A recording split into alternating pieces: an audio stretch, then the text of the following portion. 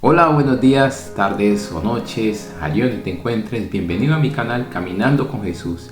Que la paz de nuestro Señor Jesucristo sea con todos ustedes. Y los invito el día de hoy a hablar de un tema, de la vida de José.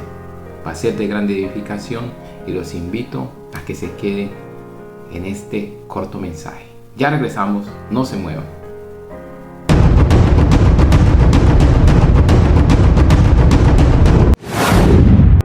Hola, nuevamente con ustedes. El día de hoy hablaremos, como se lo había dicho anteriormente, de la vida de José. Pero ese no es José, el esposo de María. Hablamos de José, de uno de los hijos de Jacob. En ese tiempo era el hijo menor. Y quiero compartir un pequeño versículo con ustedes para ponerlos en contexto de qué voy a hablar. Dice el capítulo de Génesis 37, versículo 28. Y cuando pasaban los madianitas mercaderes, sacaron ellos a José de la cisterna y le trajeron arriba y le vendieron a los madianitas por 20 piezas de plata y llevaron a José a Egipto. Acabamos de ver este pequeño versículo que le estoy relatando, pero anteriormente sus hermanos habían tramado cómo asesinar a José, cómo desaparecerlo de la faz de la tierra, porque su padre lo amaba más a él que a ellos, porque su padre tenía preferencias por él más que por ellos. Y estos hombres que eran de su misma sangre se llenaron de envidia y tramaron cómo acabar con su vida. Lo metieron en un pozo. Afortunadamente no había agua allí. Y uno de sus hermanos, Rubén, intercede por él y le dice que cómo se van a manchar sus manos de sangre, que mejor podrían venderlo. Aquí vemos todo este acontecimiento en la vida de José, cómo le pasan estas calamidades a causa de las manos de su hermano, de los que son su linaje, de aquellos que habían crecido con él al lado de sus padres. Y nuevamente vemos cómo José más adelante es llevado a Egipto como un esclavo. Como Dios pone en gracia a José para que sirva de Potifar oficial. Y en todo este transcurso, José es puesto allí, trabajó allí. Este oficial le da a José para que cuide de su casa. En esto, la esposa de él se ofrece a José y José sale corriendo a este lugar. Ella miente diciendo que es el que quiere abusar de ella, y José es llevado a la cárcel. Luego de esto, Dios sigue usando la vida de José. Y José es llevado ante Faraón para que le interprete unos sueños que habían turbado su corazón. Aquel sueño que todos conocen, el de las vacas gordas, las vacas flacas y las espigas. Dios lo lleva allí y José reconoce delante de Faraón que el único que puede dar esa sabiduría es Dios, y que esa interpretación de los sueños lo hace Dios está usando. Y vemos la vida de José, alejado de su familia, porque sus hermanos lo vendieron, porque sus hermanos tramaron cómo deshacerse de él. José apartado de su hogar, donde llega a una ciudad, a un país, a Egipto, donde no adoraban al Dios que sus padres le habían enseñado a adorar, donde tenían diferentes dioses, adoraban a las criaturas antes que el Creador, en forma de cuadrúpedos, de perros, de aves, pero no adoraban al Creador de las criaturas. Eso, llevándolo a nuestras vidas, sería difícil. Diríamos, no, pero es que yo estoy en este lugar, debo acomodarme. José no se moldeó a la cultura de ese tiempo. José seguía mostrando que a pesar de que ellos no adoraran al Dios de sus padres, al Dios que creó los cielos y la tierra, él seguía creyendo en el Señor y seguía viviendo fielmente a Dios. Él seguía confiando en que el Señor estaba con él y cuidando sus caminos. ¿Y a qué traigo este tema? Estamos viviendo en un mundo igual, en un tiempo, igual que el tiempo de José. Una cultura que rechaza a Dios, una cultura que ha levantado ídolos, una cultura que al pecado le llama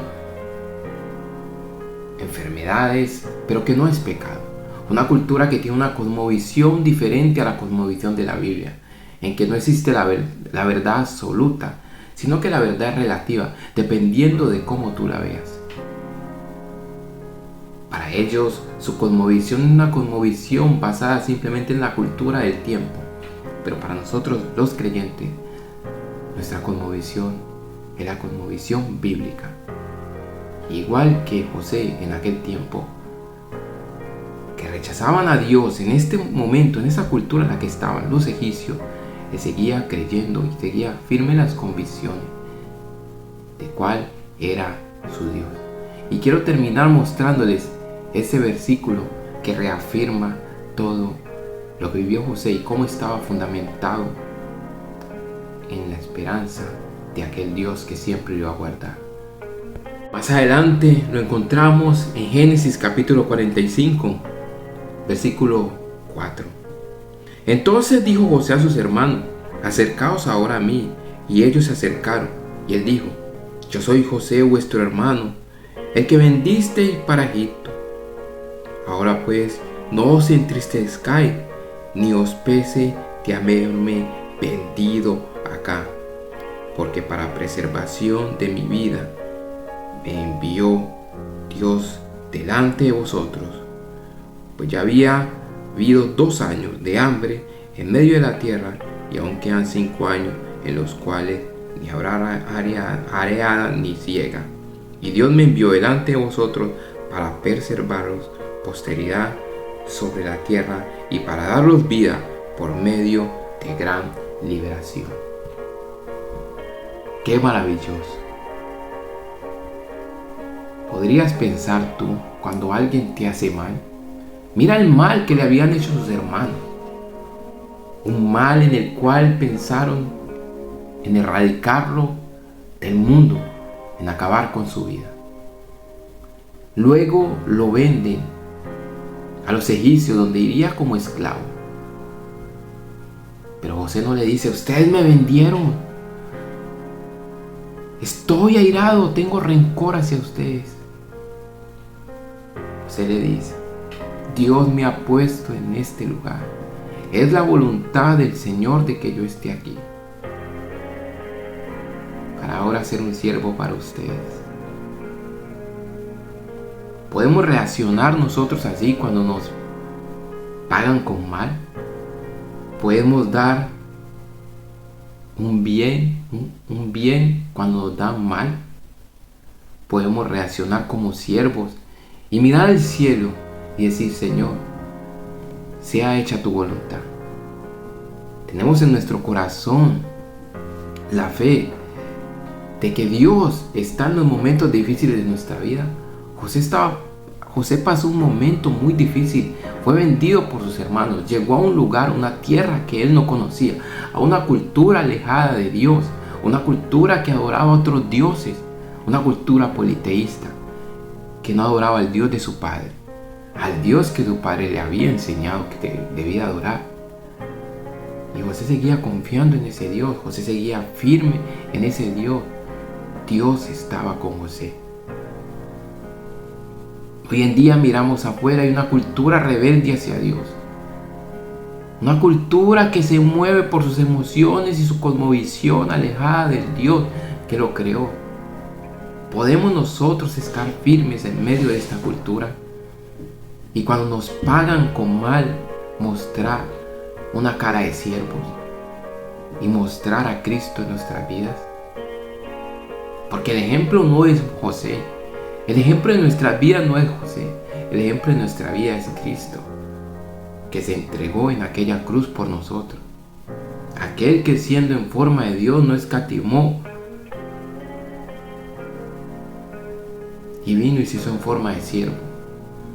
Y Él mismo llevó nuestros pecados, llevó todas nuestras enfermedades, nuestras angustias.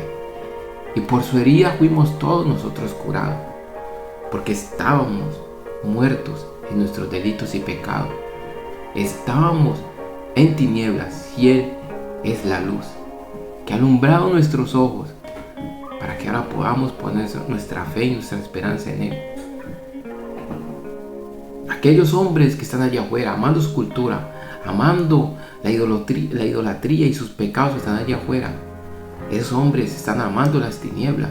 La luz ha venido al mundo y los hombres han rechazado a la luz y amaron más las tinieblas porque los hombres, sus obras son malas. Por eso es necesario que nosotros nos mostremos como siervos y les prediquemos el evangelio, que hay un camino, que hay una esperanza y que esa verdad y esa esperanza se llama Jesucristo.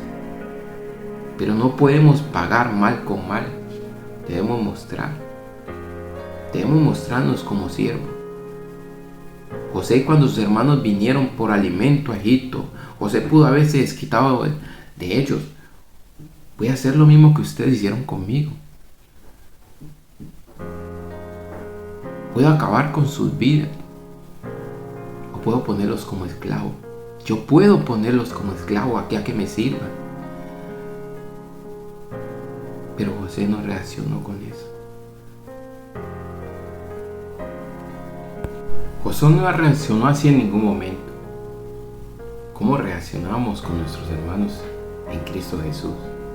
Tenemos misericordia con ellos, reconociendo que todos, estamos en un proceso de santificación, que seguimos cometiendo errores. ¿Cómo los vemos a ellos? ¿Cómo nos vemos? ¿Cómo nos presentamos a ellos ante siervos? Igual que necesitamos cada día más la gracia de Dios, que hemos pecado, o vemos aquellos defectos que ellos tienen y no somos capaces de ayudarles en amor, en mansedumbre, acercándonos a ellos y ayudándoles a santificar su vida, o más bien rechazándolos. Hemos visto José cómo reaccionó. ¿Cómo somos en nuestros hogares con nuestros hermanos de sangre? Con los que no han creído a este evangelio, con los que no han creído a esta palabra, con los que nos ofenden, con los que se burlan de nuestra fe. ¿Cómo reaccionamos con ellos? Sale ese viejo hombre que hay en nosotros. Miramos a José, el cual no pagó igual,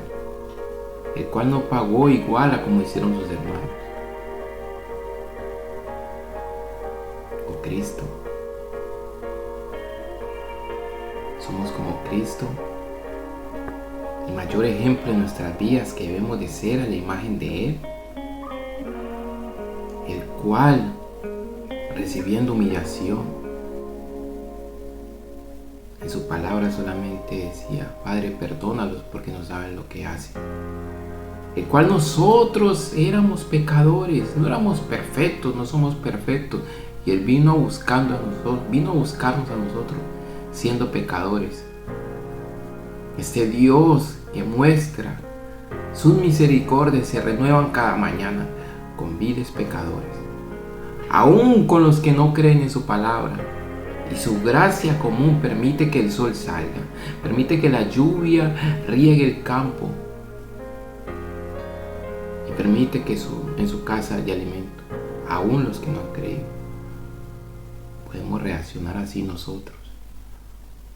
Hemos creído en esta palabra. Es necesario que digamos: Señor, ayúdame a ser cada día más a la imagen de Cristo. José hizo poner la mesa para que comieran con él, y de regreso les dio alimento, les dio traje, les dio dinero, y mandó a traerlos con él para que vivieran en Egipto bajo su cuidado. José vivió difícilmente. José estuvo en la cárcel. Y una cosa que debe tener presente el creyente y todo el mundo: que Dios está en los banquetes, en la fiesta, cuando en tu casa hay comida, cuando en tu casa hay felicidad. Pero Dios también está en los momentos de luto, cuando hay tristeza, cuando hay enfermedad, porque Dios es soberano. Y cuando estas cosas acontecen, Dios no está durmiendo. Cuando estas cosas acontecen, nada se le ha salido de control ni de las manos a Dios. Dios es soberano. Y recuerda y ten presente que todas esas calamidades que pasan en este mundo son consecuencia del pecado que todos hemos cometido contra Él.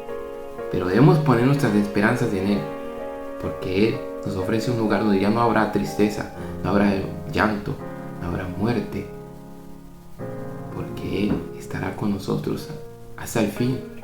El pecado será erradicado, la muerte ya no se enseñoreará de nosotros, porque Él venció en la cruz. Pon tus esperanzas en Cristo, corre a Él ahora que puedes, corre a Él que aún está respirando. Con José en aquel lugar que pasó momentos difíciles en esta tierra, pasarán momentos buenos, pero pasarán momentos difíciles. Corre a Él, Él es la única esperanza, Él es nuestro único refugio, Él es el que nos da calma en medio de la tempestad, en medio de la tormenta, para llevarnos a aquel lugar que ha diseñado, el cual nosotros no merecemos, sino que por toda su obra perfecta recibiremos los que hemos alcanzado perdón mediante la fe en Cristo Jesús.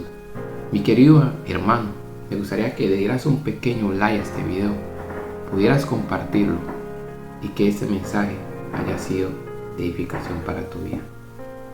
Hasta pronto.